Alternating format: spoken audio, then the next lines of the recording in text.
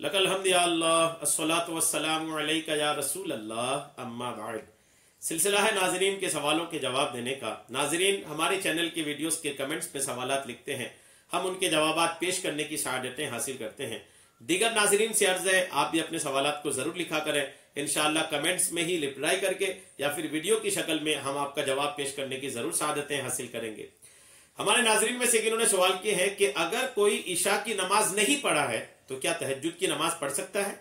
ये इनका सवाल है।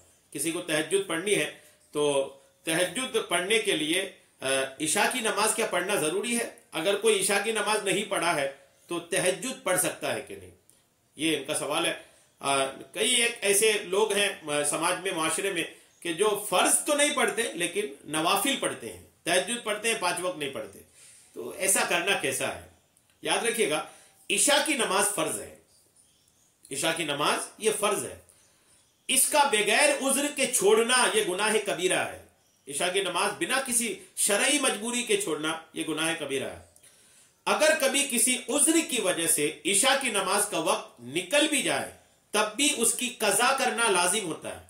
अगर कभी छूट गई आपकी ईशा की नमाज तो आप पर लाजिम है कि आप ईशा की नमाज को कज़ा अदा करें, आप उसको पढ़ें।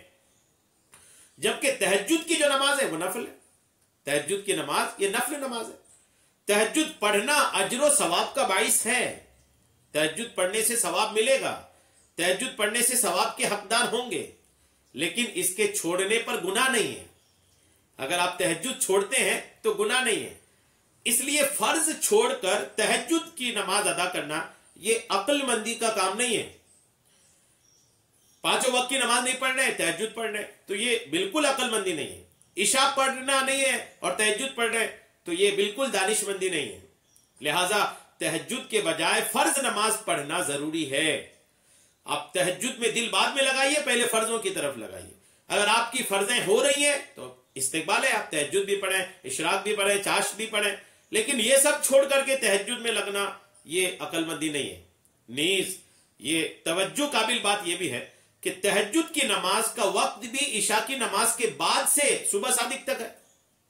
तहज्जुद की जो नमाज का वक्त है वो ईशा के बाद शुरू होता है। हर आदमी के लिए उसका एक वक्त है। जो आदमी जिस वक्त ईशा पढ़ लेता है उसके बाद सोता है, सो के उठा, उसके लिए तहज्जुद का वक्त है।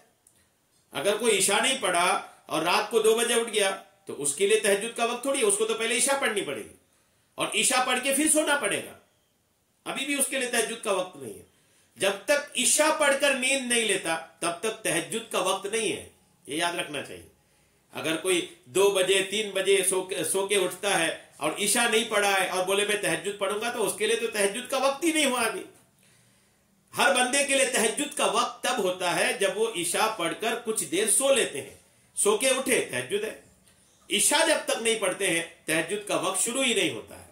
और जब तहज्जुद का वक्त शुरू ही नहीं हुआ तो ईशा पढ़े बिना तहज्जुद वो तहज्जुद नहीं कहलाएगी, नफल नमाज हो जाएगी, सवाब मिलेगा, लेकिन तहज्जुद का जो दर्जा है वो तभी मिलता है जबकि आदमी ईशा पढ़कर कुछ देर सो ले, उठ के फिर उसके बाद नफल पढ़े, तो वो नमाज तहज्जुद कहलाती है।